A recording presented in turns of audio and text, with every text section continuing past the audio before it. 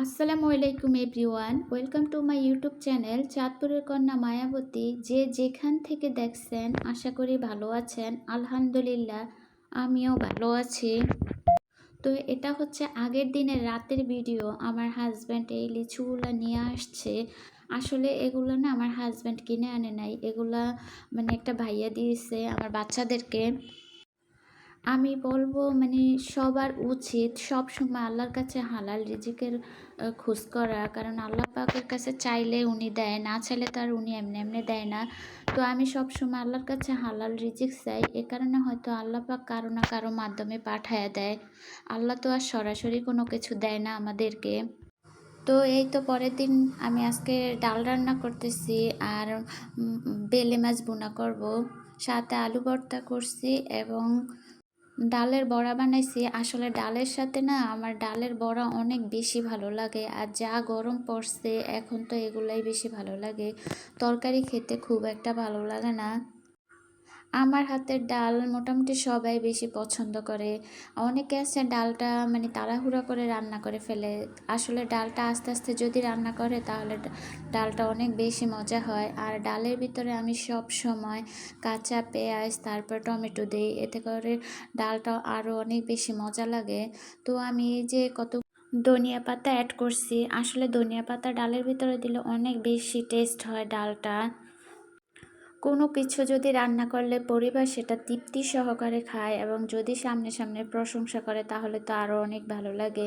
আমাদের গৃহিণীদের সার্থকতা তো এখানেই যে আমরা দিন শেষে ওদের জন্য করতেছি আর ওরা সেটা প্রশংসা করতেছে, এটাই অনেক ভালো লাগে। আমরা এতটুকুই চাই, এতটুকুই আমরা সন্তুষ্ট হয়ে যাই।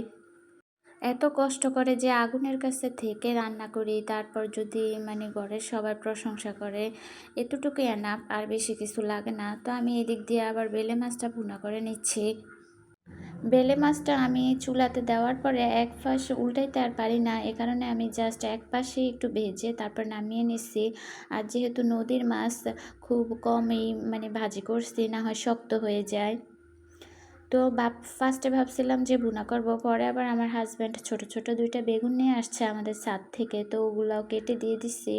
তরকারিটা আসলে অনেক বেশি মজা হয়েছে। এই দিক দিয়ে আমি কয়েকটা ডালের বড়া ভেজে নিচ্ছি। গরম গরম ডালের বড়া দিয়ে গরম গরম ভাত অনেক বেশি মজা লাগে আমার কাছে। আসলে পোলাও, মাংস, বিরিয়ানির থেকে এই খাবারগুলাই তৃপ্তি সহকারে খাওয়া হয়। আর যেহেতু এখন গরম পড়তেছে, তো এই খাবারগুলোর তো কোনো কথাই হয় না। এই যে আমি বেলে মাছটা একদম শুকায় নিচ্ছি, কোনো ধরনের মানে পানি তেমন একটা রাখি না, ঝোল একদম শুকনো শুকনো, অনেক বেশি মজা লাগে। তো লাস্টে আমি একটু ধনিয়া পাতা অ্যাড করে দিচ্ছি, জিরাও দিয়েছি। তো এই যে একদম আমার রান্না কমপ্লিট। রান্না বান্না করে তারপরে এত গরমে আজকে সবাইকে মানে একটা শরবত খাইয়ে তো একদম সবার মন জয় করেছি। সবাই অনেক মানে মজা বলছে যে না অনেক মজা হয়েছে। আমিও এই ফার্স্ট টাইম ট্রাই করছি তালের শ্বাসের শরবতটা, অনেক বেশি টেস্ট হয়েছে। আমি কল্পনাও করি না যে এত বেশি টেস্ট হবে।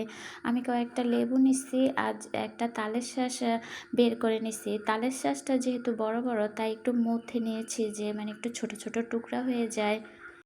আর জাস্ট ফ্লেভারের জন্য কয়েকটা পুদিনা পাতা নিচ্ছি, এতটুকুই। তারপরে লবণ চিনি অ্যাড করে দিচ্ছি। এত বেশি টেস্ট হয়েছে, আমার কাছে অনেকটা বাজারের ড্রিঙ্কর মতো লাগছে। আপনারা যারা এখনও খান না অবশ্যই ট্রাই করে দেখবেন। এই গরমে এই মানে শরবতটা এত বেশি টেস্ট হয়, একবার খাইলে বারবার খেতে ইচ্ছে করবে এবং সবাই মানে অনেক করবে, প্রশংসা করবে। লাস্টে আমি একটু আইস অ্যাড করেছি, এতে করে আরও অনেক বেশি টেস্ট হয়েছে। চিনির পরিমাণটা একটু বুঝে দিতে হয় আর লবণের পরিমাণটাও একটু বুঝে দিতে হয়। দিয়ে তারপরে সব কিছু একসাথে এই যে দেখেন শরবতের কালারটাই জাস্ট কি সুন্দর লাগছে আমার কাছে। এই শরবতটা খাইলে অবশ্যই আপনারা আর মানে বাজার থেকে আর ড্রিঙ্কও কিনে খাবেন না। ভাববেন যে ড্রিঙ্কও থেকে এটাই অনেক বেশি স্বাদ, অনেক বেশি মজার আর অনেক বেশি হেলদিও। ড্রিঙ্কগুলো তো অত একটা হেলদি না, এই শরবতটা তো অনেকটা হেলদি। তো আজকে এই পর্যন্তই। সবাই দোয়া করবেন আমার ফ্যামিলির জন্য। সবাই আমাকে সাপোর্ট করবেন। আল্লাহ হাফেজ।